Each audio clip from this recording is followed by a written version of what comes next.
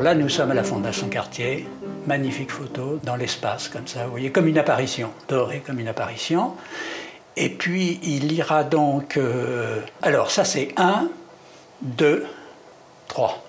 Voilà. Ça, c'est la Cité interdite. Alors, il est dans la cour de la Suprême Harmonie, en plus. On a là un petit périmètre mondial, comme ça, qui montre toujours cette même forme, vivre cette aventure, et que je continue encore aujourd'hui, du reste.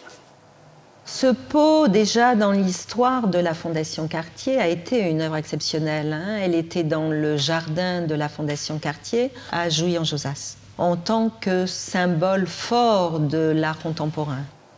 Notre directeur avait réuni toute l'équipe de la Fondation Cartier pour que nous parlions ensemble du futur des œuvres qui étaient présentées dans le jardin à Jouy-en-Josas. Et j'avoue que Jean-Pierre Reynaud a été celui qui a su répondre avec un imaginaire extraordinaire. Je leur ai dit, eh bien, profitons-en pour la faire voyager dans le monde. Qu'elle fasse un voyage, le voyage qu'on ne lui a jamais offert et qu'on ne lui offrira jamais, dans des lieux improbables, dans des lieux d'exception.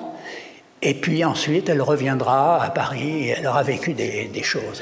Et ils m'ont dit, choisis des endroits dans le monde et tout ça. Je me souviens qu'il avait évoqué la Pointe de la Salute à Venise, à côté du Temple d'Or à Kyoto, en haut d'un immeuble à New York, sur la banquise.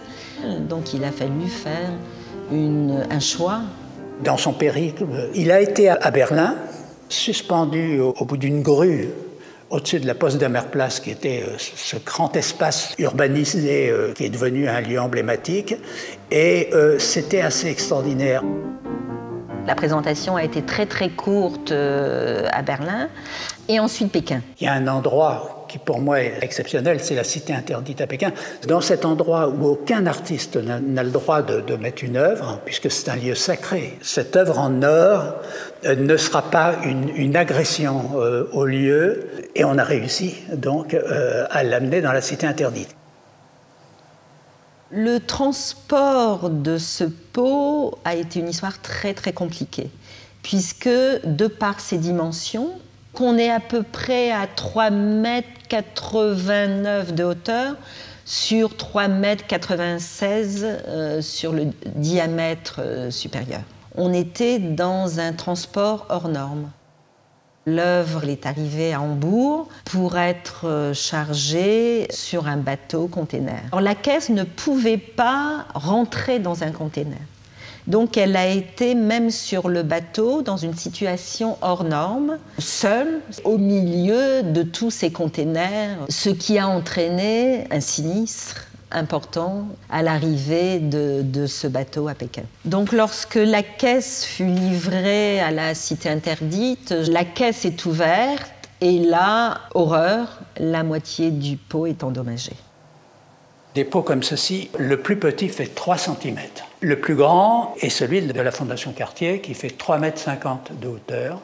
Il est très harmonieux parce que voilà, il est comme une personne, je peux le dire. Bon, c'est toujours fragile, il faut pas...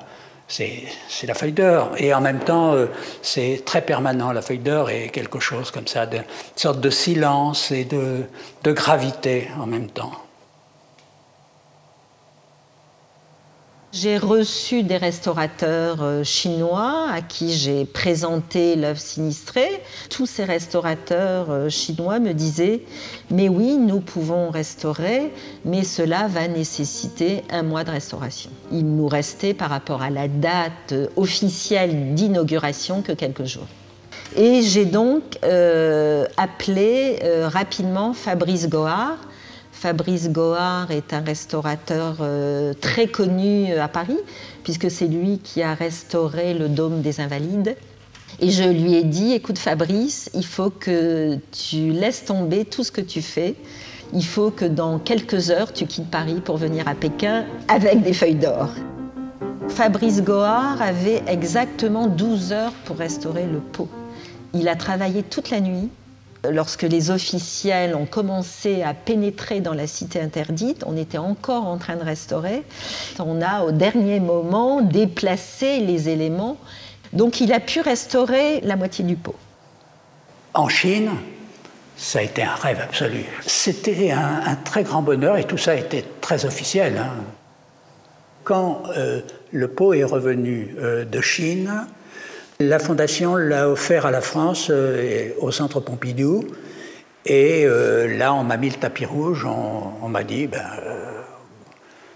vous pouvez le mettre où vous voulez. Et j'ai dit, voilà, devant. Et il est resté 10 ans.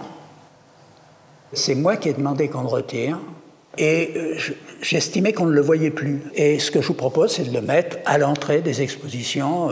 Il redevient une œuvre d'art. Et j'en suis très content. Il y a un terme qui existe en restauration qu'on appelle le bichonnage. On parle de bichonner une œuvre. Et l'histoire du pot, ça a été ça. Ça a été une attention extrême. Moi, j'aime cette idée aussi qu'à un moment, le silence doit, comme la disparition de l'artiste, doit opérer et il doit se passer autre chose.